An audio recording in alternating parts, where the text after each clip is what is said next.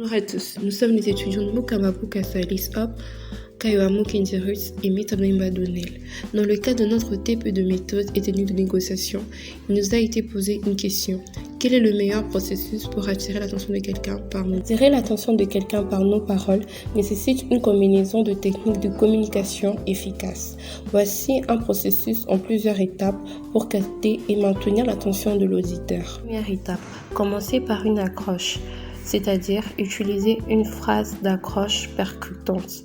Cela peut être une question intrigante, une statistique surprenante, une citation mémoriable ou une anecdote personnelle. L'objectif est de susciter la curiosité dès le départ. La deuxième étape, établir un lien émotionnel. Connectez-vous avec l'auditeur sur un plan émotionnel. Partagez une histoire personnelle ou une expérience qui résonne avec votre interlocuteur.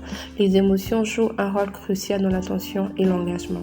Troisième étape, utilisez un langage clair et simple.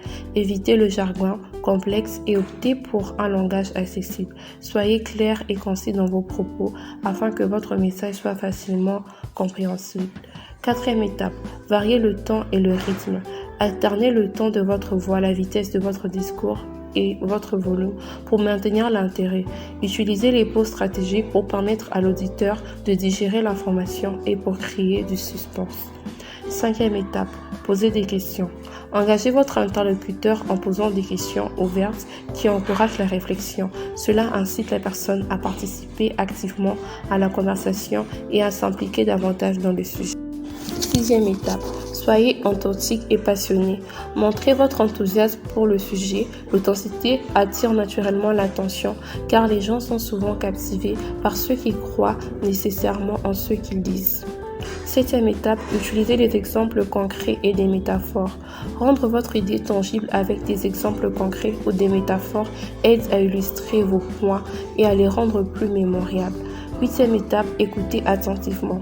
Montrez que vous valorisez les opinions de l'autre personne en écoutant attentivement et en posant des questions de suivi. Cela crée un dialogue plutôt qu'un monologue et renforce l'engagement. Neuvième étape, adoptez votre message. Tenez compte de votre auditeur et ajustez votre message en fonction de ses intérêts et de ses préoccupations.